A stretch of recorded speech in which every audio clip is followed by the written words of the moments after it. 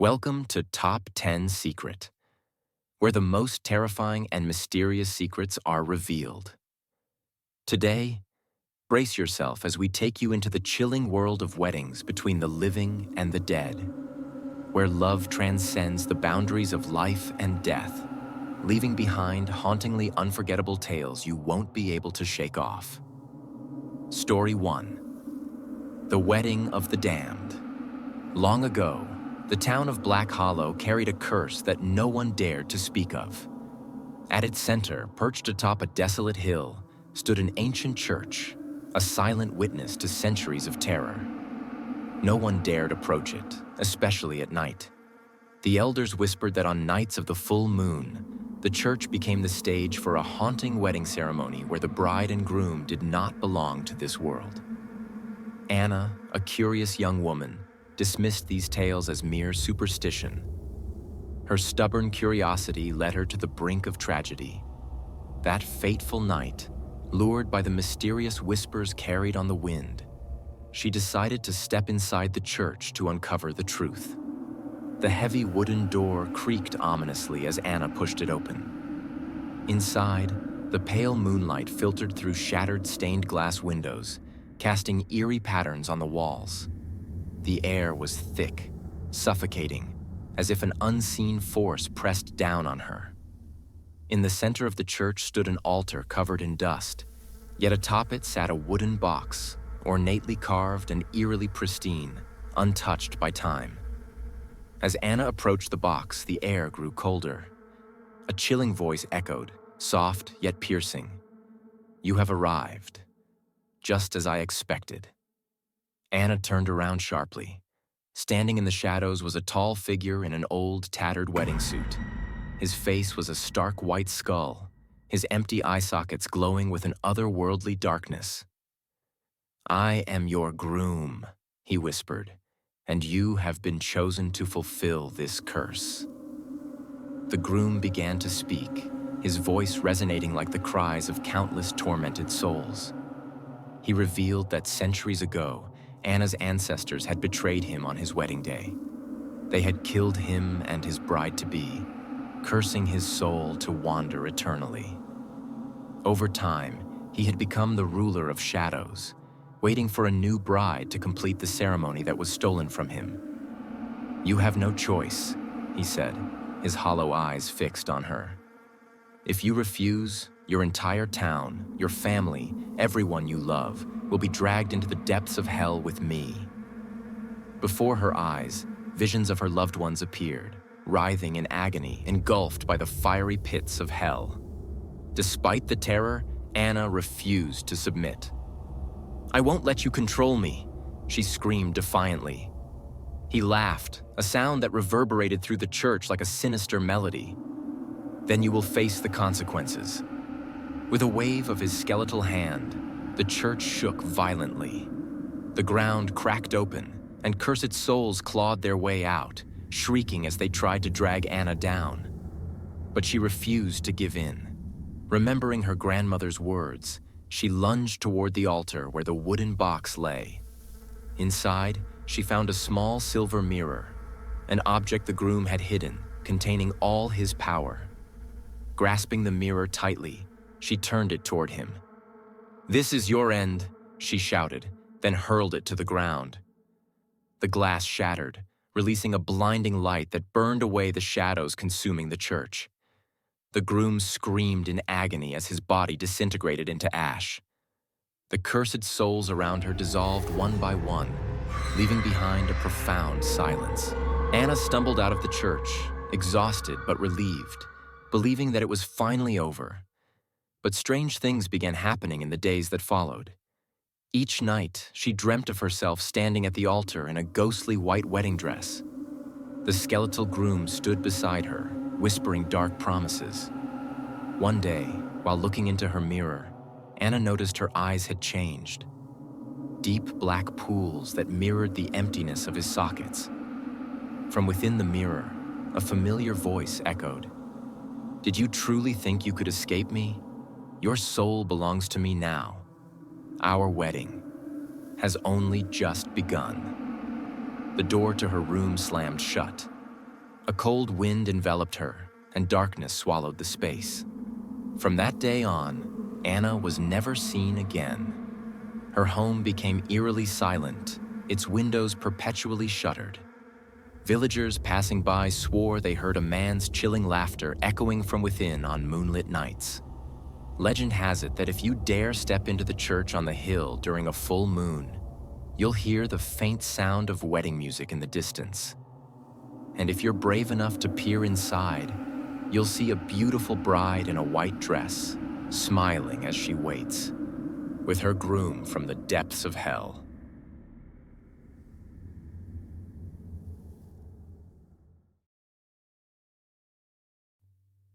Story 2. The Man with the Burning Mask. In the shadowy streets of Ember Vale, a town shrouded in fog and mystery, there was a tale whispered among its residents. It spoke of a man with a mask, half a face of elegant silver, the other half scorched crimson like a flame. They called him the Burning Mask. He appeared without warning, offering a single red rose to his chosen target, and with his arrival came chaos. Fire followed in his footsteps, and the one who received his rose was never seen again.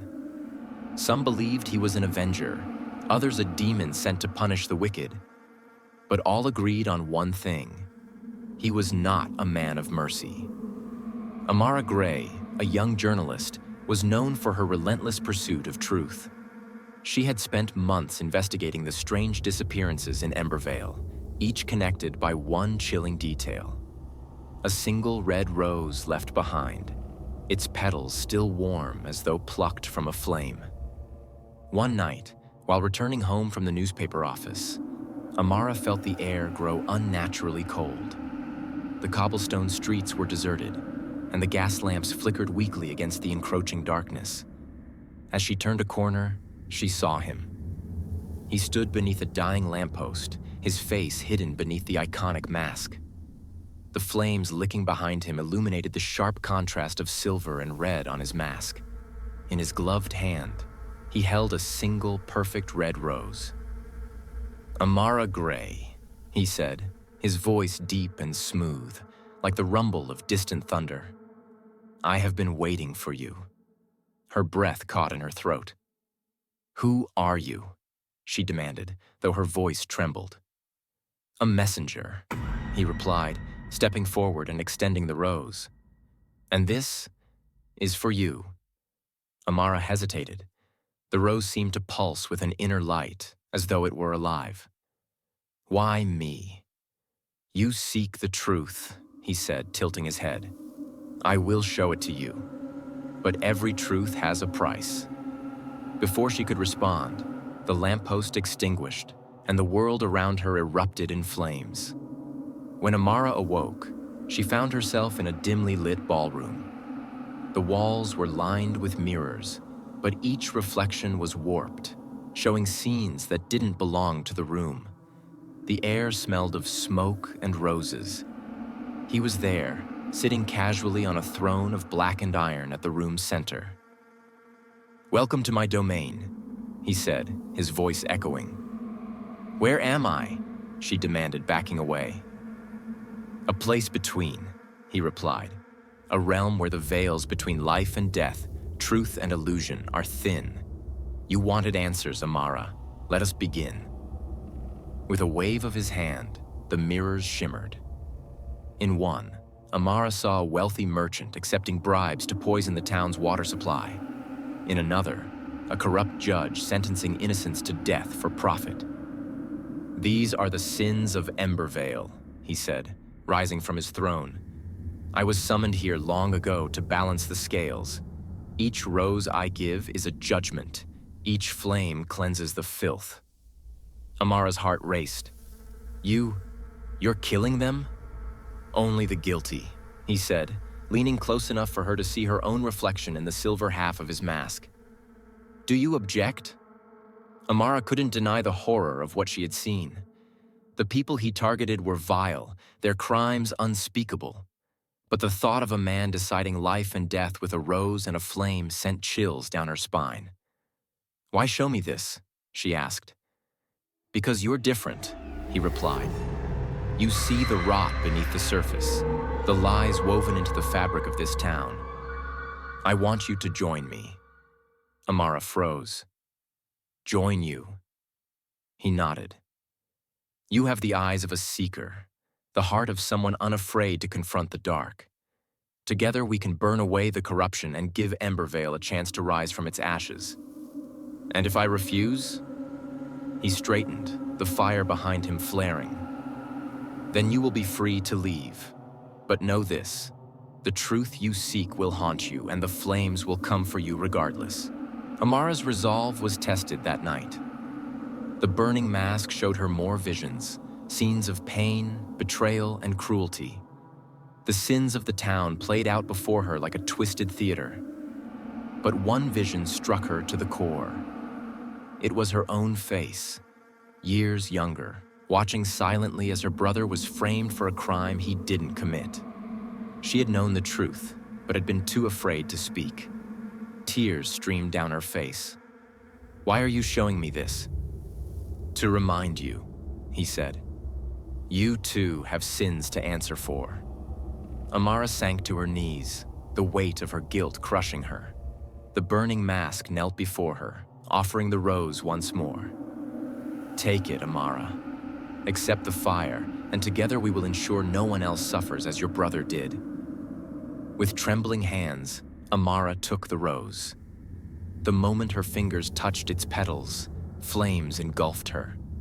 Pain and power surged through her veins, and when the fire subsided, she stood transformed. Her reflection in the mirrors showed a new figure, a woman cloaked in smoke, her eyes burning like embers. In her hand was a rose, its petals now blackened. You are reborn, the burning mask said, his voice tinged with approval. Now let us bring justice to Embervale. The people of Embervale soon whispered of not one, but two masked figures. Together they moved through the shadows, delivering roses and judgment. Where they walked, the wicked burned, and the air was filled with the scent of smoke and roses. But as the fires consumed the guilty, a question lingered in Amara's mind. How long before the flames turned on her?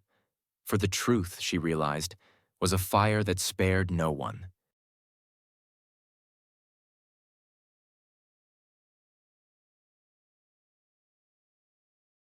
Story 3. The Slaughterhouse Camera. In a small, rural town surrounded by endless plains and dense woods, there was a slaughterhouse infamous for its custom issues. Farmers and butchers alike whispered about it, warning newcomers never to step foot inside. But for Jack Murphy, a struggling contractor who dealt with anything from livestock processing to maintenance, the whispers were just noise. Desperate for a paycheck, he had recently signed a contract with the owner of the slaughterhouse to oversee and maintain their highly specialized equipment. It's just machinery, Jack had assured himself. It's not like I'm the one doing the killing. But he didn't know then that the job wasn't just about the machines. It was about something far darker. The slaughterhouse sat at the edge of town, isolated by thick woods. Its exterior was rusted, the paint peeling, and a faint metallic smell lingered in the air. Inside, rows of machinery hummed with efficiency. Jack's job was simple: keep the equipment running smoothly. For the first few weeks, everything seemed normal. The animals came in, the machines did their grim work, and the meat was packaged for distribution. The workers were quiet, their faces pale and expressionless, as if they were trying to ignore some unspoken truth. But then Jack noticed something strange.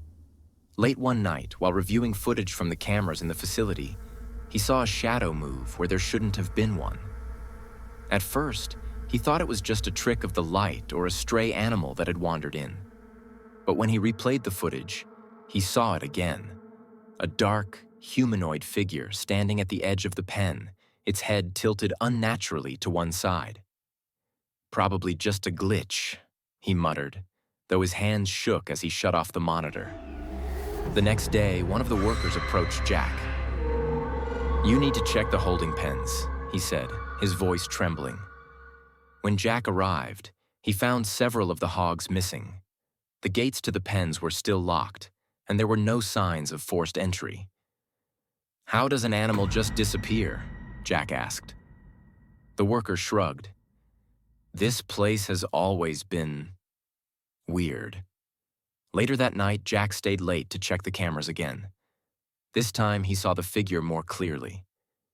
It moved with an unnatural, jerky gait, almost like it was glitching out of reality. It approached the pen, placed a long, clawed hand on the gate, and the animals began to thrash and squeal. Then, one by one, they vanished, swallowed by shadows. Jack turned off the monitor, his stomach churning. Determined to find an explanation, Jack decided to stay overnight in the slaughterhouse. Armed with a flashlight and a wrench for protection, he patrolled the facility. Around midnight, he heard it, a low growl echoing from the far end of the building.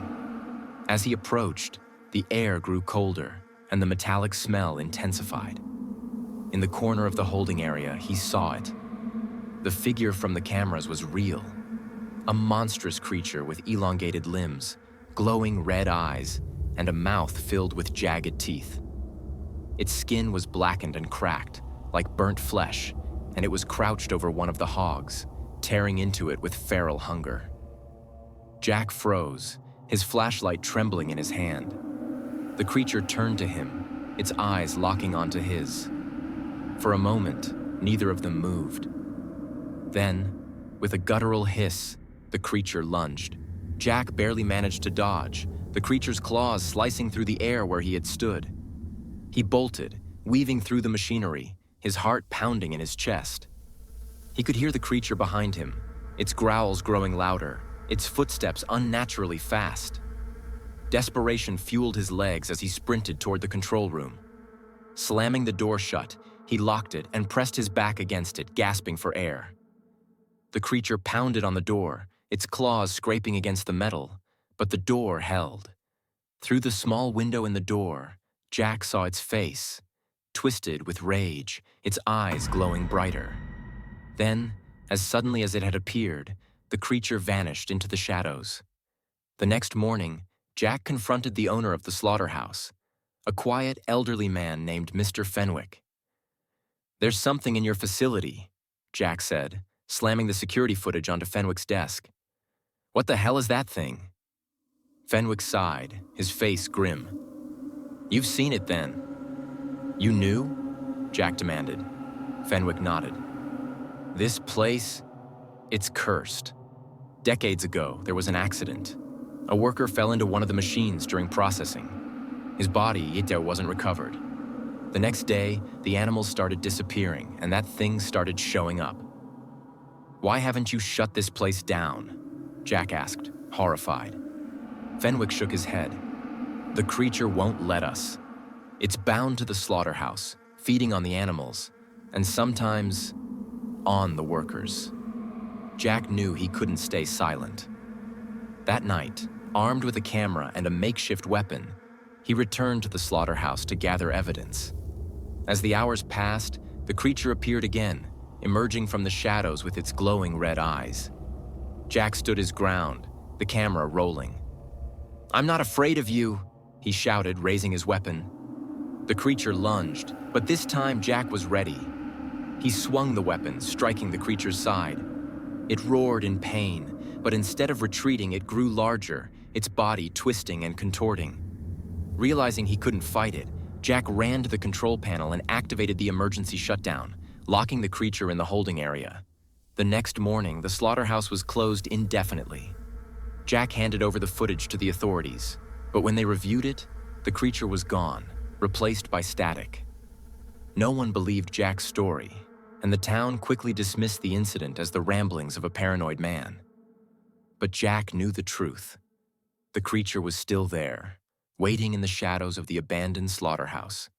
And every night, as he lay in bed, he could still hear its growls echoing in his mind.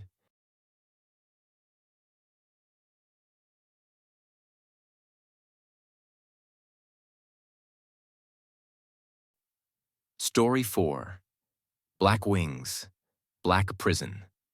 Beneath the pale glow of a full moon, a figure crouched in the shadow of a dead tree. Her wings, once white as the clouds, were now blackened and ragged, dragging behind her like chains. Her name was Celine, and she had once soared among the stars, a guardian of light and protector of hope. But now, she was a fallen angel, bound to the earth by an ancient curse. The world she knew had turned dark, her purpose lost in the swirling abyss of despair. For centuries she had wandered, her thoughts clouded, her soul trapped in a prison of her own making. Celine's fall from grace had begun with a single moment of doubt. She had questioned her role, her purpose, and the very light she served. "Why must we watch as mortals suffer?" she had asked the Celestial Council. "Why do we not intervene?" Her defiance had been met with silence, and in her frustration, she turned to the shadows, seeking answers the light could not provide. It was there she encountered Erebus, a being of darkness who promised her clarity.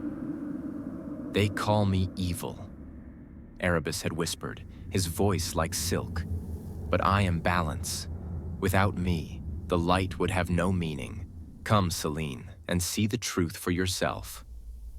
Blinded by curiosity and doubt, she followed him, stepping into the void.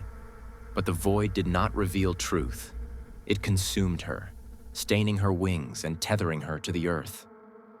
Now Celine wandered the desolate lands, her once vibrant spirit eroded by time and regret. The nights were endless, the days gray and lifeless. Her mind was a maze of fragmented thoughts, unable to distinguish good from evil, light from dark. "Black are my wings," she whispered to herself, staring at her reflection in a pool of stagnant water. "Dark as the night, no golden sunrays, no worth to fight." Her wings, once a source of pride, were now a reminder of her fall.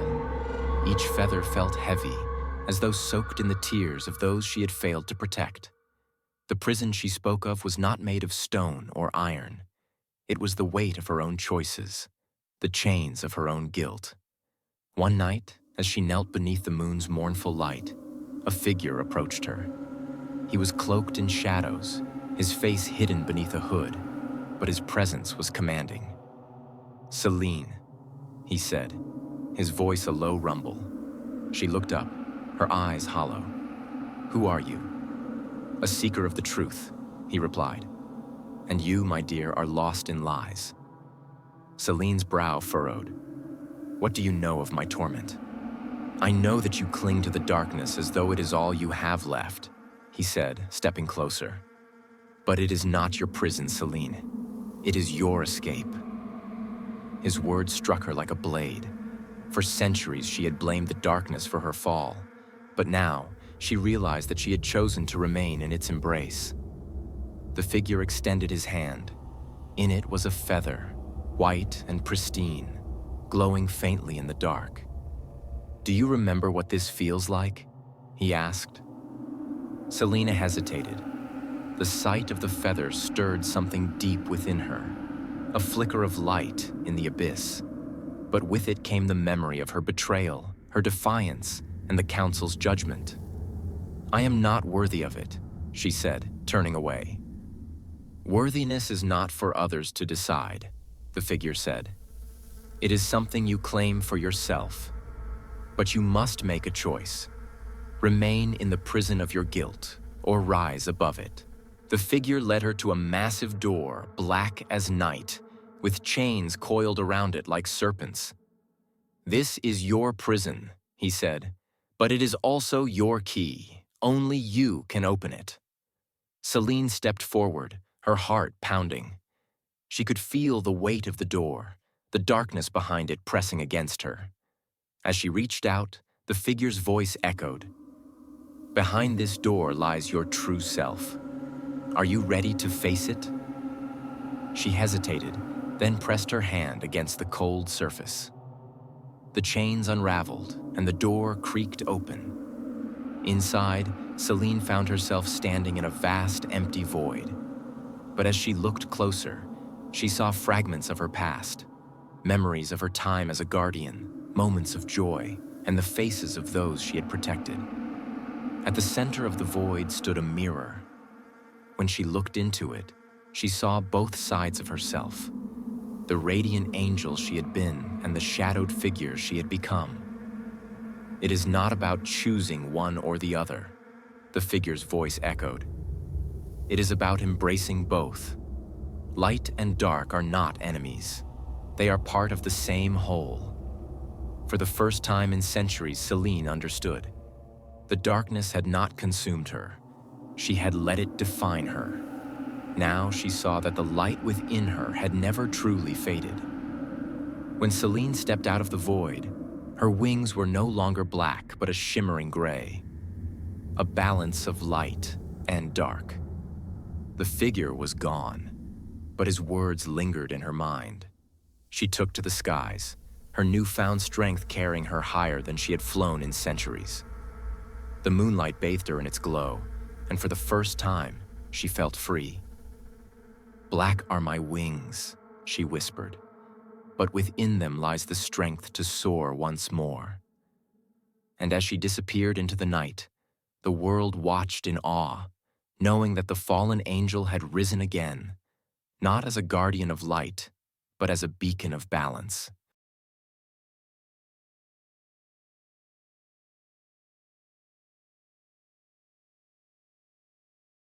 Story 5. The Lingering Spirit. At the end of a quiet street, shrouded in mist and silence, stood the house on Willow Lane. Its once vibrant blue paint had faded to a sickly gray, and the front porch sagged under the weight of decades of neglect.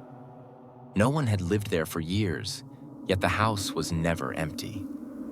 The townspeople whispered about a ghost, a spirit that lingered on the porch, its translucent form visible only under the pale light of the moon. Some said it was the ghost of a woman who had died waiting for her lover. Others believed it was something far more sinister. 15-year-old Elliot Green wasn't one to believe in ghost stories. He scoffed at the warnings of his friends as they stood outside the iron gate of the house. "Come on, it's just an old house," Elliot said, the flashlight in his hand cutting through the fog. "Then go inside," challenged his best friend, Sarah, her voice trembling. "If you're so brave, prove it." The group laughed nervously, their breath fogging in the cold night air. Elliot rolled his eyes and pushed open the creaking gate. "Fine," he said, stepping onto the overgrown path. "I'll be back in 5 minutes." Branches like skeletal fingers reaching for him. The porch creaked under his weight, and his flashlight flickered. He froze as a figure materialized at the top of the steps. The ghost wore a long, flowing gown, its edges tattered and swaying as though caught in an invisible breeze. 2 dark holes where its eyes should have been stared straight at him. "Who are you?" Elliot asked, his voice barely a whisper. The ghost tilted its head, and a soft, mournful sound filled the air. It wasn't a scream, but a low, resonant wail that sent chills down his spine. Before he could react, the ghost raised a hand and pointed toward the door. Something compelled Elliot to follow. The door creaked open on its own, and he stepped inside, the musty air choking him. Inside, the house was a time capsule, frozen in the moment its last resident had departed. Dust-covered furniture sat in disarray, and the walls were adorned with faded photographs. Elliot's flashlight fell on a portrait hanging crookedly above the fireplace. It was a picture of a young woman in the same flowing gown as the ghost. She looked happy, her eyes bright with life. "Who are you?" Elliot asked again, turning to the ghost that now stood silently behind him. The ghost pointed again, this time toward a small writing desk in the corner. On it lay an open journal, its pages yellowed with age. Elliot hesitated before picking it up. The handwriting was delicate but urgent, the ink smudged as though written in haste. The final entry read, "He promised to come back, but he never did. I waited and waited, but the silence grew louder. Now I can feel it, the darkness creeping in, whispering that something is wrong. If he's gone, what is left for me? I'm so cold, so alone." I just want this to end. Elliot felt a pang of sorrow. The woman had been abandoned, left to die alone in this house. Is this why you're still here? He asked, looking at the ghost. The spirit nodded slowly. Before he could say more, the air in the room shifted. The shadows in the corners seemed to grow darker, and a deep growl resonated through the house. The ghost turned sharply toward the hallway, its translucent form trembling. Elliot followed its gaze and saw a figure emerging from the darkness. This new entity was no gentle spirit. It was a mass of shadow, its form constantly shifting, with glowing red eyes that burned with malice. The ghost stepped protectively in front of Elliot, its form glowing faintly. The two spirits seemed to stare each other down, and Elliot realized that this was the source of the darkness the journal had spoken of. The malevolent spirit lunged, and the ghost raised its hand, emitting a blinding light. The two forces collided, and the room shook violently. "Run!" The ghost's voice echoed in Elliot's mind. Elliot stumbled out of the house, his heart racing. From the safety of the yard, he watched as the house's windows glowed with an intense, otherworldly light. The sounds of the struggle echoed through the night, wails, growls, and the crackling of energy. And then, silence. The ghost appeared one last time on the porch. Its form was fainter now, almost transparent. It looked at Elliot and nodded, as if to thank him, before dissolving into the air. The house, once dark and foreboding, seemed to exhale. The oppressive atmosphere lifted, and the moonlight bathed it in a peaceful glow. Epilogue: The Truth of Ghosts. Elliot returned to the house a few days later with Sarah and their friends. The porch was empty, and the house felt quiet. The journal was still there, but the last entry had changed. "Thank you for setting me free. The darkness is gone, and I can finally rest. Tell my story, so no one else suffers as I did." Elliot left the house for the last time, the journal in hand. He didn't know if anyone would believe him, but he was determined to honor the ghost's wish. From that day on, the house on Willow Lane remained abandoned, but the ghost never returned. Some say her spirit finally found peace, while others believe she still watches over those who are lost, guiding them away from the darkness.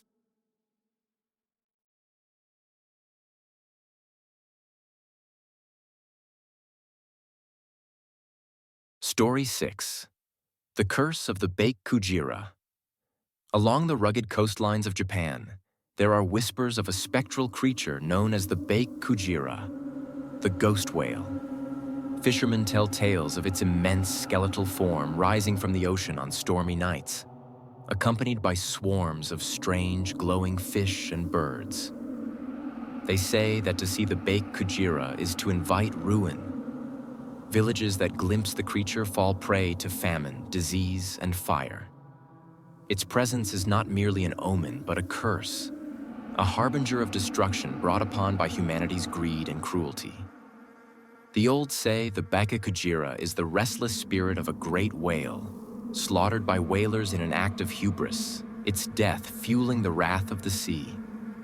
But to the young, it's merely a story, a warning passed down through generations, until the night the ghost whale returned.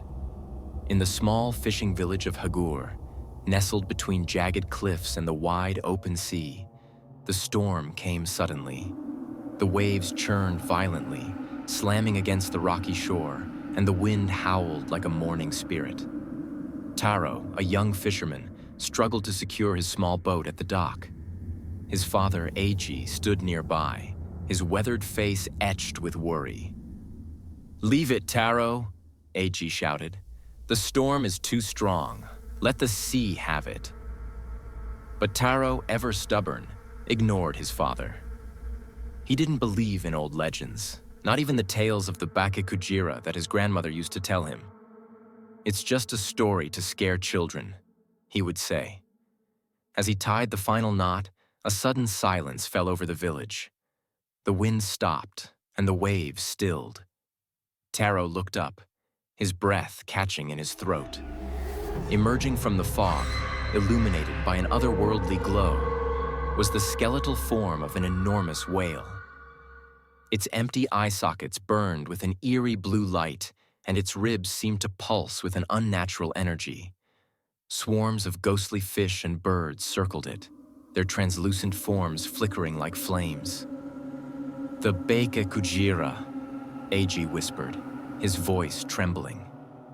The village gathered on the cliffs, their eyes fixed on the ghostly apparition. It moved slowly, as though dragging the weight of the sea itself, its haunting presence silencing even the most skeptical. "What does it want?" Taro asked, his voice shaking. "It doesn't want anything," an elderly woman replied. "It brings judgment. The Bokujira appears to punish those who have disrespected the ocean." The village's priest, Shinobu, stepped forward, clutching a string of prayer beads. "We must offer it respect. Light the torches. Burn incense. Pray for forgiveness." The villagers scrambled to obey, but as the torches flickered to life, the wind returned with a vengeance. The waves crashed against the cliffs, and the skeletal whale let out a sound, a deep, resonant wail that shook the earth itself. "It's angry," Shinobu whispered. "The curse has already begun." By morning, the storm had passed, but the village awoke to a new nightmare. The fish in the harbor were dead, their bodies floating lifelessly on the surface. The crops in the fields had withered overnight, their leaves blackened and brittle. And in the heart of the village, a fire broke out, consuming several homes before it could be extinguished. "It's the curse," Eiji said grimly. "The Bokujira has marked us." But Taro refused to believe it. "This is just bad luck," he argued. "A storm killed the fish, the crops were already weak, and the fire was an accident. We can't blame a ghost." His defiance only grew when Shinobu proposed a ritual to appease the spirit. The villagers were to offer their best catch and their finest rice wine, along with prayers for mercy. "It's a waste," Taro said. "We're starving, and you want to throw food into the sea?" But Eiji, tired of his son's arrogance, snapped, "Do you think we can fight the sea? Do you think we can fight death itself?" That night, as the villagers gathered by the shore to perform the ritual, Taro stayed behind. He watched from the shadows as Shinobu led the prayers, the offerings floating on the waves. "It won't work," Taro muttered to himself. But as the prayers rose to the heavens, the ocean began to churn. The Bokujira appeared once more, its immense form breaking through the waves. The villagers fell to their knees, their cries of fear and reverence echoing across the beach. Taro, unable to contain his anger, stepped forward. "Enough!" he shouted. "This isn't real. It's just a skeleton. It can't hurt us." He picked up a rock and hurled it at the ghostly whale. The rock passed through the creature, but the moment it hit the water, the wind roared to life and the waves surged forward. The Bokujira turned its hollow gaze on Taro, and for the first time, he felt true fear. That night, the curse reached its peak. The villagers fell ill, plagued by fever and nightmares. Taro's defiance had sealed their fate. In his fevered dreams, Taro saw the Bokujira standing over him, its skeletal form towering above. It spoke without words, its voice a rumble in his mind. "You took everything from me. Now I will take everything from you." When he awoke, the village was silent. The crops were gone, the livestock dead, and the sea was empty. Taro staggered to the cliffs, where he found Eiji staring out at the horizon. "You did this," Eiji said, his voice hollow. "Your arrogance brought this upon us." Taro fell to his knees, his tears mixing with the salt of the sea. "How do I stop it?" he asked. "There is no stopping it," Shinobu said, appearing behind him. "But you can end it." You must face the Bokujira and take responsibility for what you've done. Under the light of the full moon, Taro took a small boat and rowed out into the open sea. The water was calm, the air heavy with silence. As the Bokujira rose from the depths, Taro felt its gaze pierce through him. "I am sorry," he whispered, "for everything. For the greed of mankind, for the destruction we caused. Take me, but spare my village." He held up an offering, a necklace made of whalebone passed down through his family. It was a relic of the whaling days, a symbol of the sins of their ancestors. The Bokujira paused, its hollow eyes flickering. Slowly, it reached out with one skeletal fin and touched the necklace. The sea glowed faintly, and the creature began to dissolve, its bones turning to mist. By morning, the sea was teeming with life once more. The crops began to recover, and the villagers' fevers broke. Taro's boat washed ashore, empty. The villagers mourned his sacrifice, but they knew he had saved them. From that day forward, they honored the ocean, giving thanks for its gifts and remembering the price of greed. And on stormy nights, when the waves churned and the wind howled, they swore they could still see the silhouette of the Bokujira watching from the horizon, a reminder of the balance that must always be kept.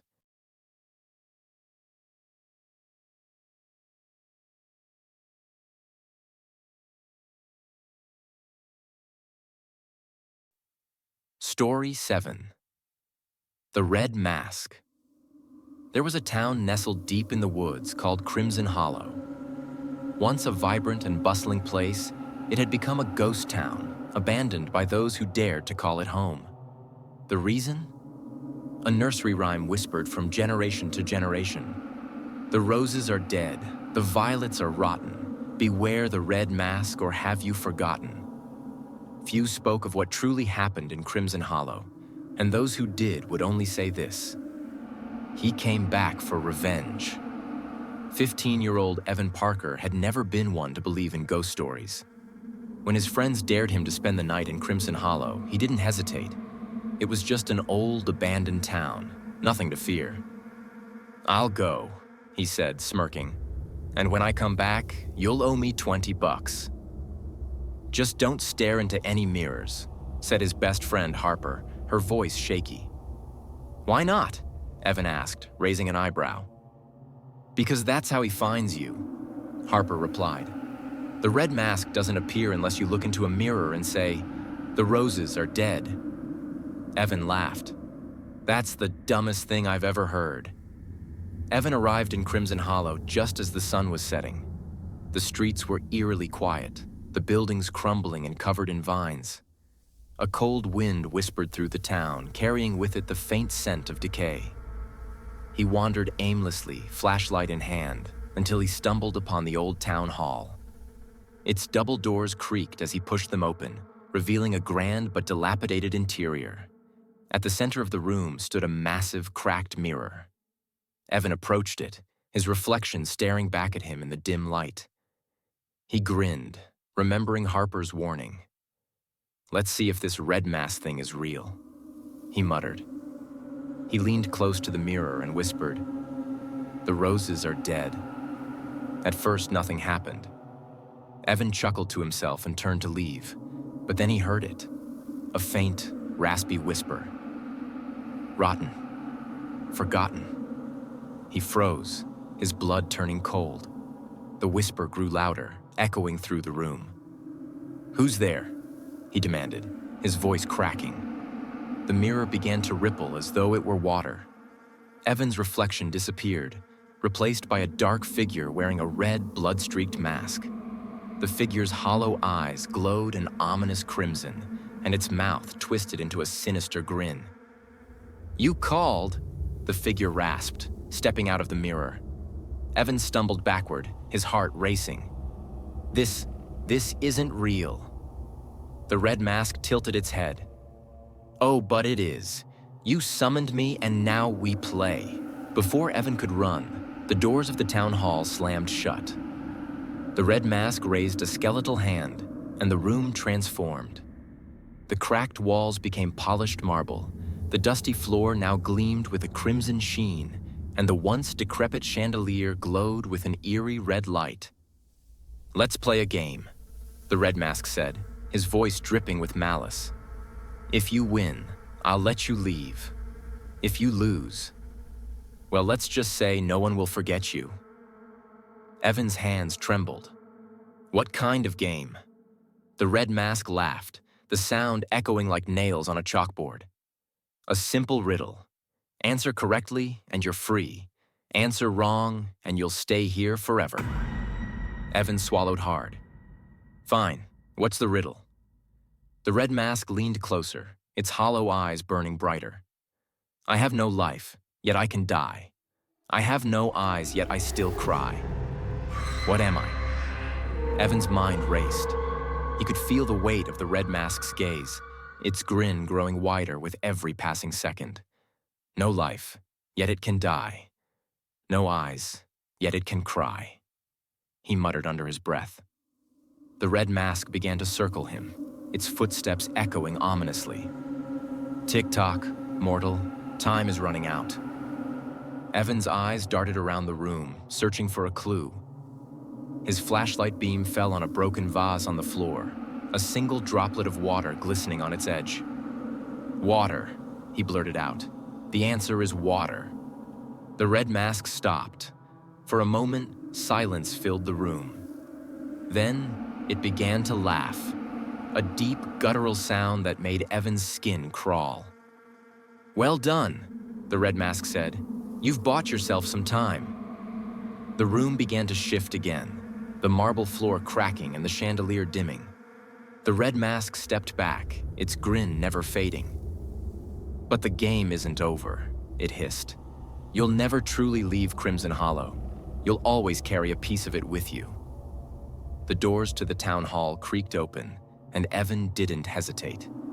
He bolted out into the night, his flashlight flickering as he ran. The town seemed alive, shadows shifting and whispers following him. When he reached the edge of Crimson Hollow, he collapsed, gasping for air. The whispers stopped, and the night grew quiet once more. Evan never spoke of what happened in Crimson Hollow. He returned to his friends, brushing off their questions with a nervous laugh.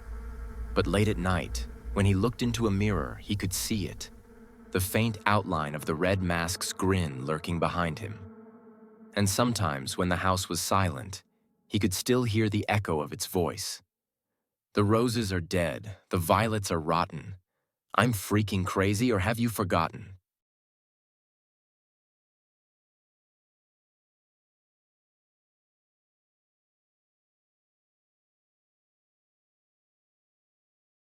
Story 8. The Lurker in the Catacombs.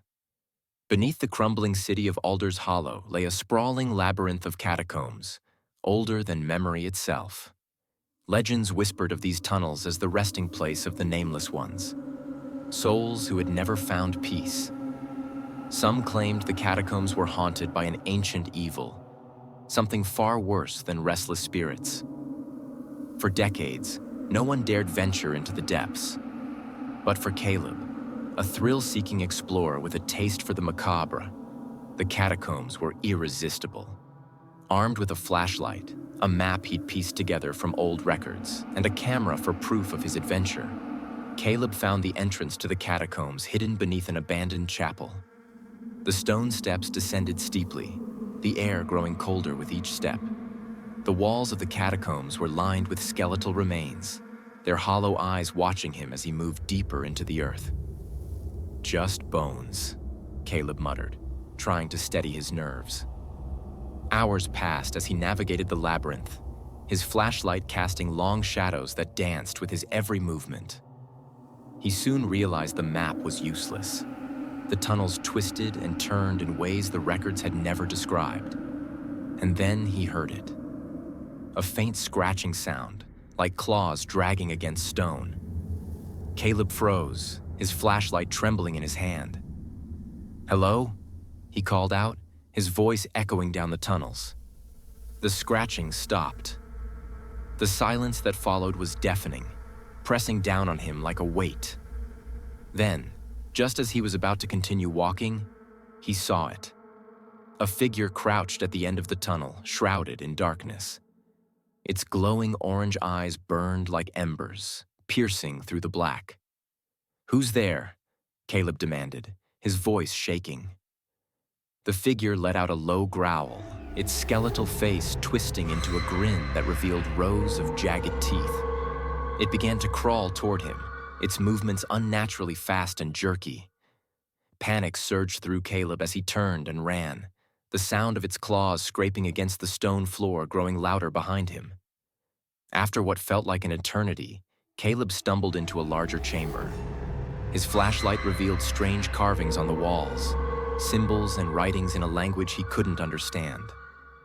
In the center of the room stood a stone altar, stained dark with what he hoped wasn't blood. His camera flashed as he took a picture of the carvings, hoping to decode them later. But as the flash illuminated the room, he noticed something horrifying. Dozens of glowing orange eyes watching him from the shadows. The creatures emerged slowly, their skeletal frames covered in tattered remnants of clothing. They crawled on all fours, their mouths emitting guttural clicks and growls. One of them spoke, its voice raspy and broken. "You should not be here." Caleb backed away, his heart pounding. "What are you?" The creature tilted its head. "We are forgotten, and you will join us." The creatures lunged at him, their movements inhumanly fast. Caleb bolted, his flashlight swinging wildly as he ran. The tunnels seemed to close in around him, the walls twisting and shifting as though alive. He could hear the creatures behind him, their growls and clicks echoing through the catacombs. Every turn he took seemed to lead him deeper into the labyrinth, further from the surface. His flashlight began to flicker, the batteries dying. "No, no, no," he muttered, shaking it desperately. In the dim, failing light, he saw another chamber ahead. Bursting into it, he slammed the heavy stone door shut behind him. The chamber was eerily quiet, save for Caleb's ragged breathing. The walls were covered in more carvings, but these depicted horrifying scenes. Figures being dragged into the earth, their faces twisted in agony. At the center of the room was a massive stone sarcophagus, its lid slightly ajar. Caleb felt a chill as he approached, drawn to it despite his fear. As he peered inside, a hand shot out, skeletal and clawed, grabbing his wrist. He screamed, trying to pull away, but the grip was impossibly strong. From within the sarcophagus, a voice echoed. "You have disturbed the lurker. Now you belong to us." The lid of the sarcophagus slid fully open, and a figure emerged, taller and more grotesque than the creatures he'd seen before. Its glowing orange eyes burned with malevolence, and its skeletal frame seemed to pulse with dark energy. The lurker smiled, revealing rows of teeth stained black. "You will feed the hollow." Caleb fought desperately, breaking free from the lurker's grasp and running once more. But the tunnels seemed endless, the walls shifting and closing in, leading him in circles. His flashlight finally died, plunging him into complete darkness. The glow of the lurker's eyes appeared behind him, growing brighter as it drew closer. "No! Stay away!" Caleb screamed, his voice echoing in the void. The last thing he saw was the lurker's skeletal grin as it lunged, dragging him into the shadows. Days later, a group of amateur explorers ventured into the catacombs, curious about the stories of Caleb's disappearance. They found his camera, abandoned in the central chamber. The final photo was blurry, but the orange glow of eyes and the outline of a skeletal figure were unmistakable. The explorers fled, but the story of the lurker spread. Now no one dared enter the catacombs. But on quiet nights, if you listen closely near the chapel's ruins, you can hear the scratching of claws against stone and the faint, echoing whispers of the forgotten souls who linger in the dark.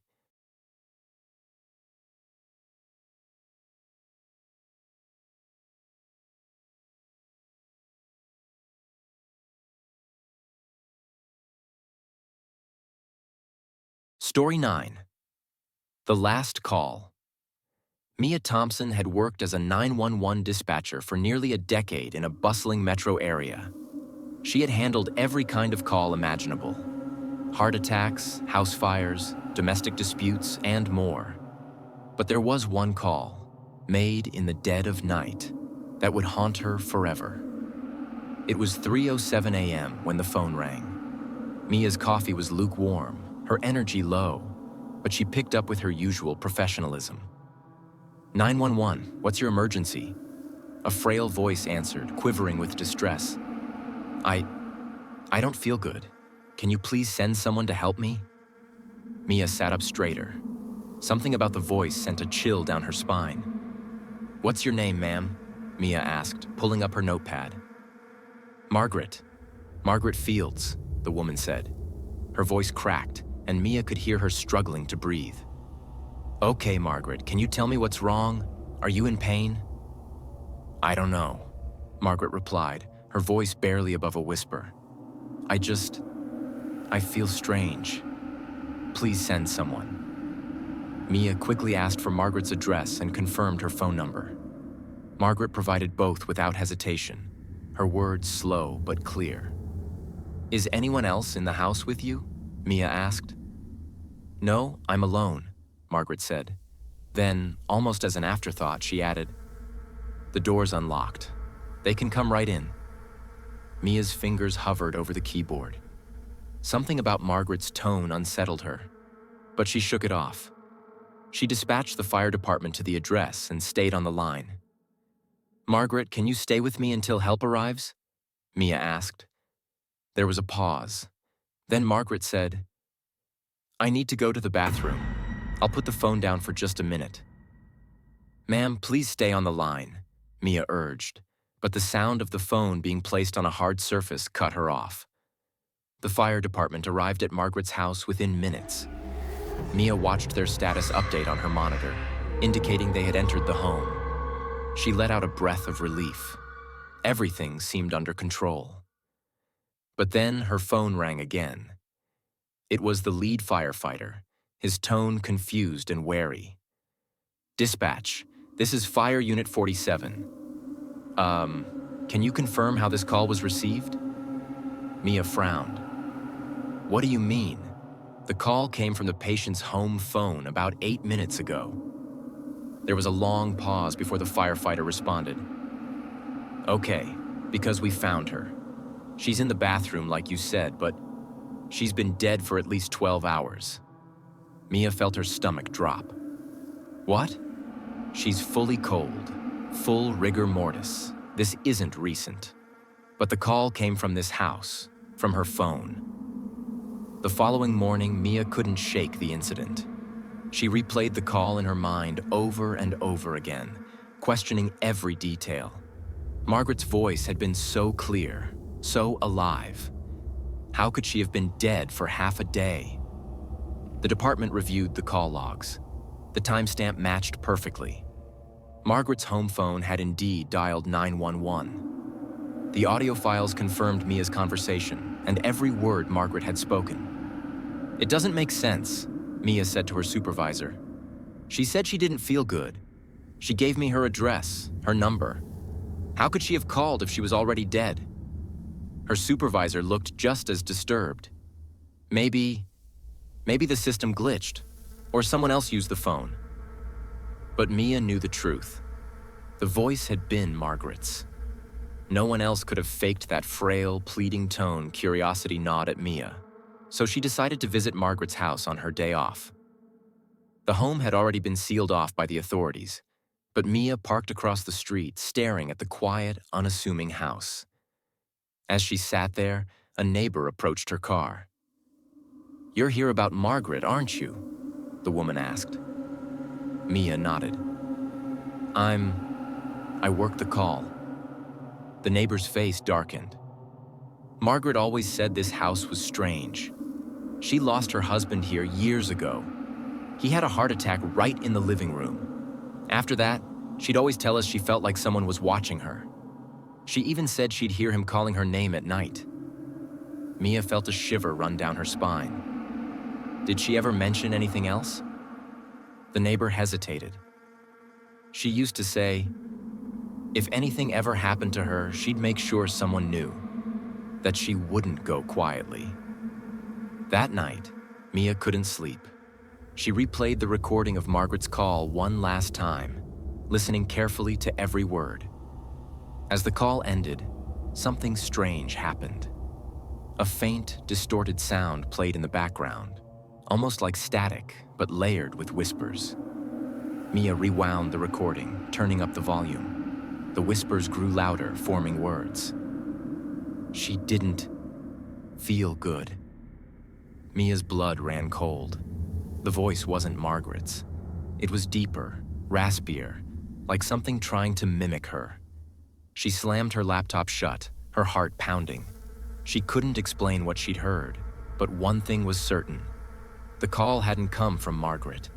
It had come from something else. And whatever it wasn't done.